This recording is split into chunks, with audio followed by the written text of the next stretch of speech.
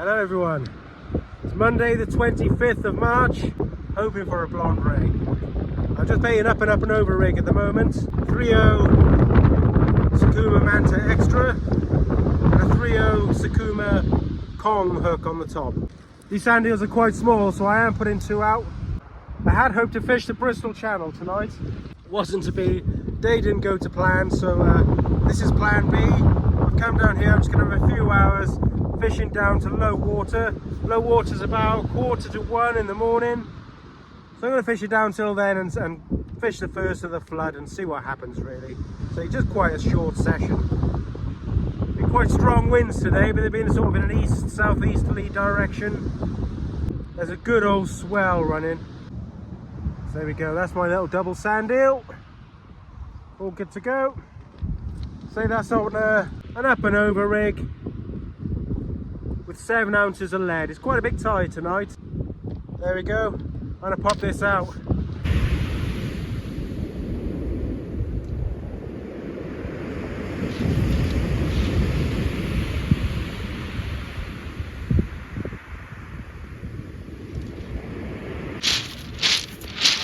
So on the second one tonight, I'm going to go with a pulley pennel, same size hooks. On this one I'm just going to go a single sand eel and a little wrapper squid down the side. There we go, just a small bait there. Pulley pennel's about 3 foot long. I don't know why, whenever I go much over 3.5 foot, I end up getting tangles. Must be something I'm doing wrong. Bait clips tonight on both the rigs are splashdowns.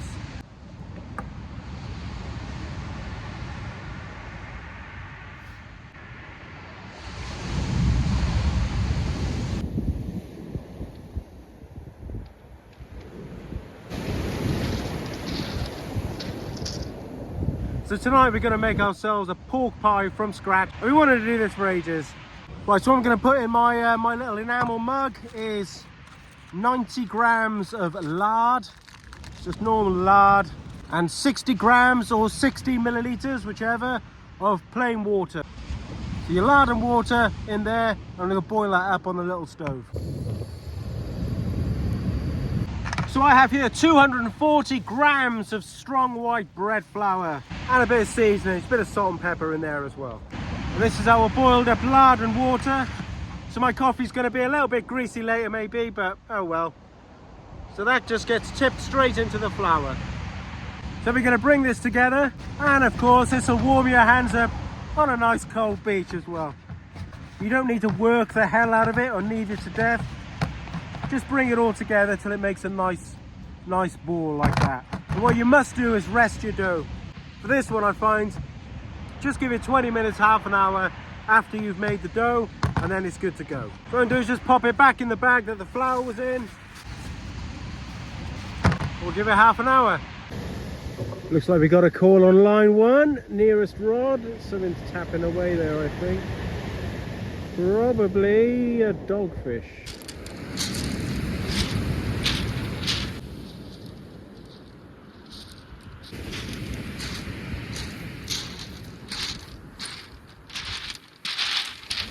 Just a doggy.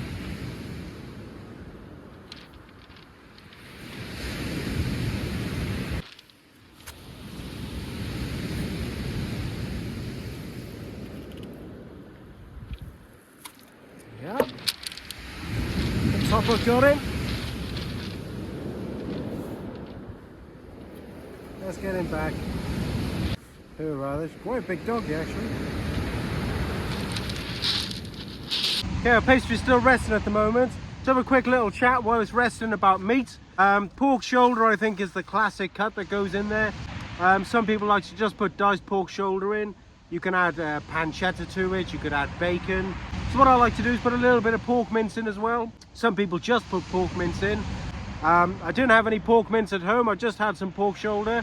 So all I did, I diced up my pork shoulder, popped it into a little bag.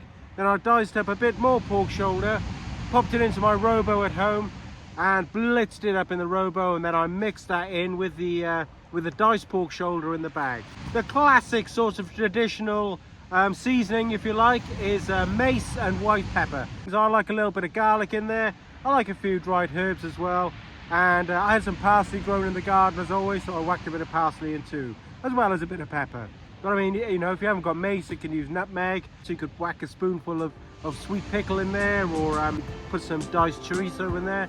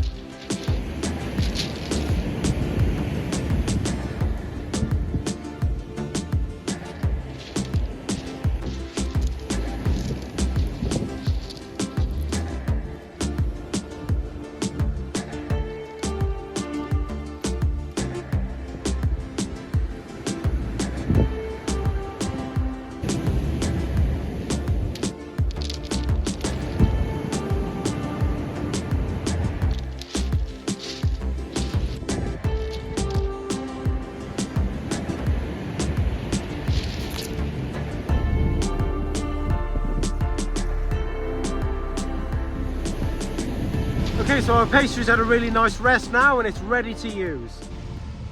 So what we're going to do, a raised pie, you take your pastry and you form it around the outside of a mould. The mould's normally called a dolly. They're normally round wooden affairs with a little handle on top. And you put the pastry on the bottom, dolly on top, and you form the pastry around the outside of the dolly. I haven't got a dolly, so what I'm going to do, I'm going to follow the same principle, but I'm just going to use an empty hot chocolate container. Not ideal, not the best thing in the world to use. Using a proper wooden dolly is the best thing really, but this will serve our purpose for tonight, and it was nice and light to bring to the beach. Once it's had a little rest, it'll feel a lot more user friendly. It just tends to be a little bit smoother and nicer and easier to use. 1/3 will be the lid, 2/3 will be the base. Right, so we'll start off with a round, and we'll take our dolly and stick it on top and give it a really good press down. As soon as we do that, let me move you slightly. Let me shift that out of the way. As soon as we've done that, start to raise the pie around our former. Put a tiny bit of flour on there, stop that sticking. We're just going to raise this up.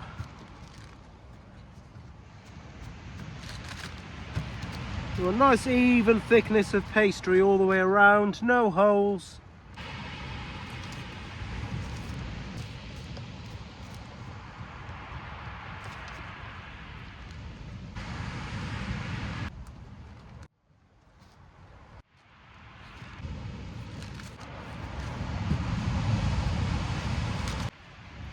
So you probably get the idea. Now the lid, I just got a little cardboard tube there I'm just going to use to roll out the lid. Okay, that looks great.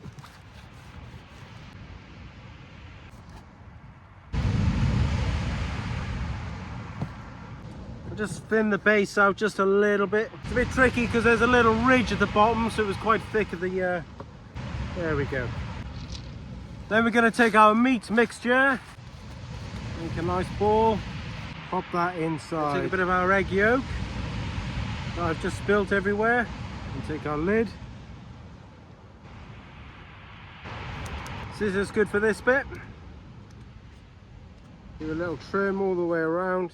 Actually got a bite on one of the rods, it just looks like a dogfish, but we'll have to wait a minute. When you've done that, I just like to make a crimping motion, just pushing one finger between your other two fingers all the way around.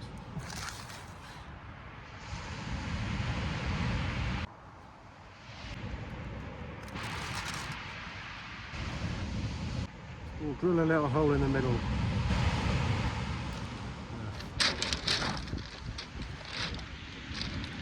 So we have our pie, and what a pie it is. That is a bad boy. That is a beast. I'm not eating all of that, but we'll see. Obviously we've got to cook this, Now in the past we've made an oven on the beach with a couple of dog bowls, layer of pebbles in the bottom, and cooked our turkey at Christmas, and we've cooked a poussin before like that, as well as some breads. We've gone up in the world. There's a new kid on the block. Let me introduce you. Here's my little beach oven, Mark 1.0. There we go. Complete with baking sheets inside. Look at that. Temperature to gauge on the back. Oh dear me. Yeah, I'm not the world's best welder, am I? Well, I tested it with some fish fingers when I first made it. Had the flame firing away underneath, and it got up to 150 degrees, cooked the fish fingers just fine, but I couldn't get it any hotter. So then I added this little ring around the bottom to sort of hold the flame in the, because the flames are just sort of going up around the side. So can you believe it? I put that little ring on there. This little baby can get up to 225 degrees now. Easy. Which is way too hot, so we'll have to control the temperature a bit. And I had a little panic attack just now because I thought, Jesus, is my pie going to fit in there? But it does. It clears the sides from the roof just about. So we're going to get her on, get her heated up. We're going to wait for about 170, 180 degrees, and I think that pie is probably going to take about an hour in there. I've made the top and sides out of 1mm sheet steel, and in the bottom there's an 8mm thick plate of metal. It's going to hold the heat nicely in the bottom there. So yeah, let's get it on and heating up.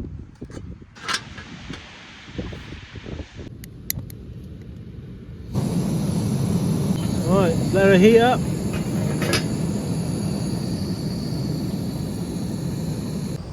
Okay, don't know if you can see there, folks, just within a few minutes she's pretty darn hot already, so time to get the pie in.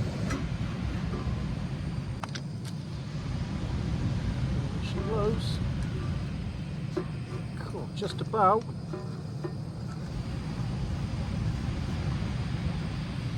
It's pretty hot in there.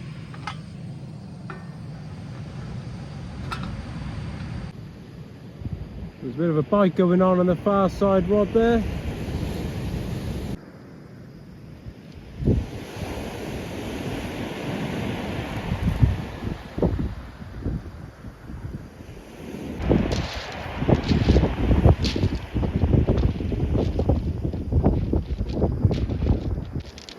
Little pouty will do for a bit of bait.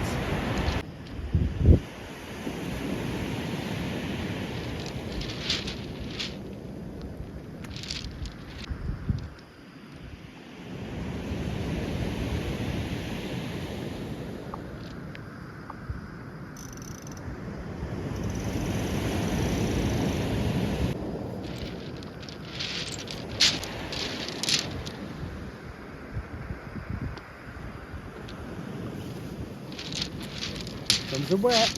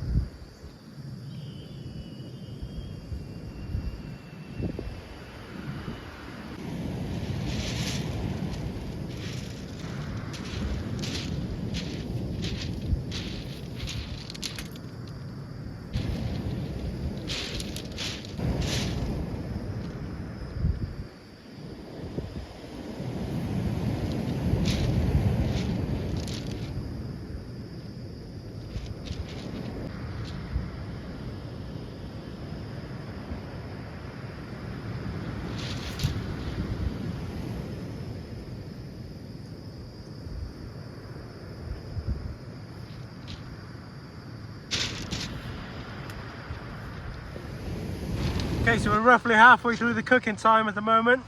We need to have a little check to see how our pie is doing. It smells like Greg's. So we'll have a little look. Let me bring you in. Right.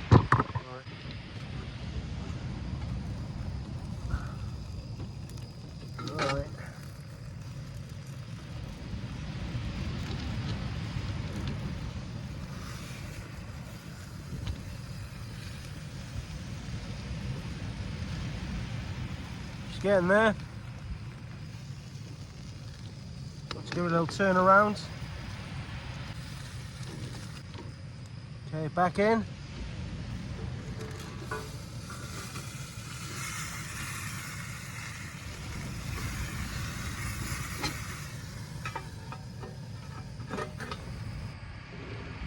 There's a anchovy and squid. It's going to go out in a sec. So no rays yet, just dogs and pout. Just about at the bottom of the tide now. We'll give it a couple of hours into the flood, and our pie is probably about 30 minutes off.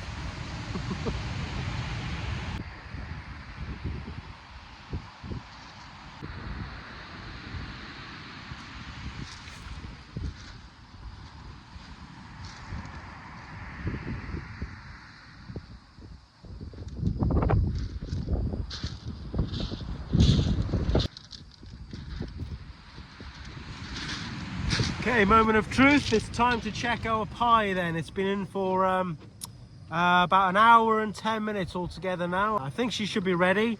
I'm just going to take a knife, stick it in the middle, really nice and hot, then she's done. Right, let's have a look. Wow, it's a lovely colour.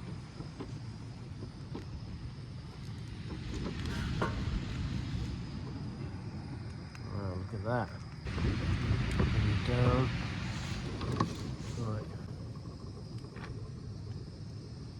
Feels tender, like it's cooked. Definitely cooked.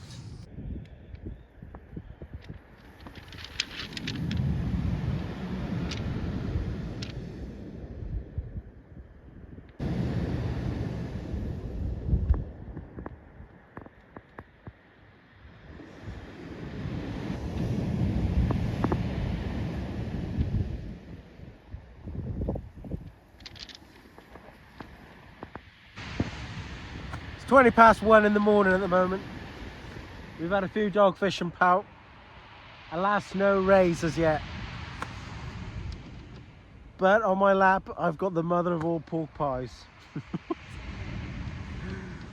Matt and Josh, I tell you what, I could have done with a hand with this one, lads. Oh dear. Right. Let's get one thing straight. You can absolutely eat pork pies hot. It is a thing. Let me get rid of that. Could have done with a bit of gravy. Maybe some carrots or something. A few mushy peas, I don't know. I'm going to cut this open, we'll have a little look inside. It did catch a little tiny bit on the bottom, but it's kind of to be expected.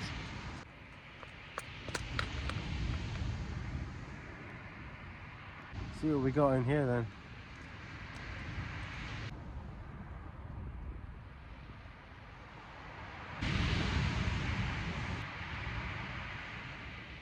I think once cooled down with a bit of jelly around the side, that would have been lovely. Let's have a go then. Let's cut ourselves a wedge.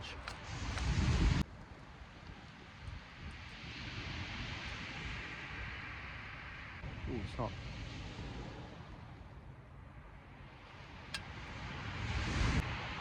It's not bad at all. You can taste the garlic. Very nice. It does need a bit of pickle. Oh man, too much. Look, we've had a few dogfish, pouting, and a damn fine pork pie on the beach. Tested out our new oven, had a bit of a laugh with that, so just a bit of therapy tonight. I really needed to get out. It's been too long. Thank you for joining me. Here's a bit of some whiting being cooked up on Preston Beach.